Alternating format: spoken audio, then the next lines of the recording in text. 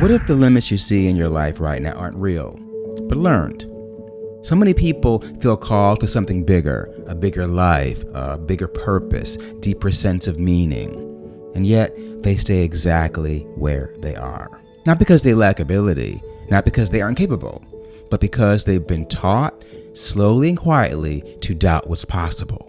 Let's talk about no limits, how living your highest self requires expanding beyond inherited beliefs and fear-based thinking. My name is Aubrey Lynch. For the last 40 years, I've worked with high achievers, from artists to executives. The biggest thing holding them back was never talent. It was invisible limits they learned early on and never questioned. By the end of this video, you'll understand you don't grow by staying safe. You grow by expanding your capacity to walk forward anyway, and that's walking with lions. Stick with me to the end. I've got some practical tools on the way.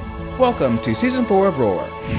Many of the limits we live by were shaped by past trauma or social conditioning. At one point, these limits may have kept you safe, but protection can quietly turn into confinement. Safety isn't static. When you stay comfortable for too long, you don't stay safe. You become misaligned. You are often safer expanding in alignment than shrinking in fear. The roadmap to your highest self doesn't ask you to abandon safety.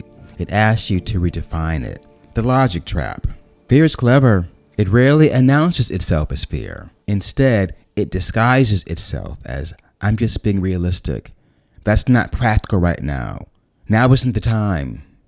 High achievers fall into this trap all the time. They believe they're being rational when they're actually operating from outdated conditioning. The question must be asked, is this a genuine logistical constraint, or is this fear rationalizing a smaller existence? Let's get practical. This is the fear versus logistics test. The next time you say no to an opportunity, pause. Apply the logic test. Is this a factual logistical limitation, or is this fear dressed up as common sense? If you can't prove it's a logistical fact, it's likely an invisible limit. Awareness breaks the spell. Let's talk about how expansion actually works. Audit the authorship of your limits. Limits are almost never innate. They're learned. Sometimes you're living a life designed by someone else's fears. Ask yourself, who taught me what was possible? When you identify who, you may come to realize that the belief belongs to them and not you. The source code audit. Take one belief you hold right now about money, time, talent, or success and write it down. Then right next to it, who taught me this limit? A parent? A teacher? A past failure? Once you see the name, you'll see the truth. You inherited that belief. You didn't choose it. Expansion must be value-driven.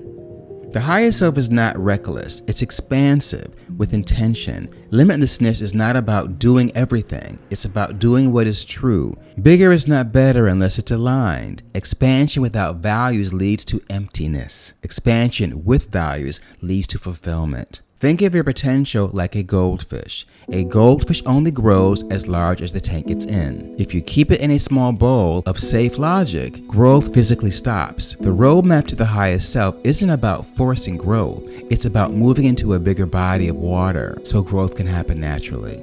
Stop trying to force internal growth. Change the container. Identify one glass wall in your life, a social circle that plays it small, a routine that keeps you comfortable, an environment that limits vision. This week, make one physical move into a bigger body of water. A new room, a new conversation, a new standard. When the environment expands, growth follows. Here's the good news. Your limits are not destiny. They're invitations. When the highest self encounters a barrier, it doesn't turn back. The highest self is drawn to lean into it. This week, notice where you feel resistance. Don't turn away. Friction is not a sign to stop. It's a signal. Walk toward it. Walking with lions doesn't mean pretending fear isn't there. It means refusing to let fear define the size of your life. In our final episode of Season 4 of Roar, it'll be posted right here when it's ready, we'll bring everything together by exploring how character anchors the highest self in action. Until then, keep walking. Your world gets bigger with every aligned step. One planet, one tribe, one world, one love. I'll see you there.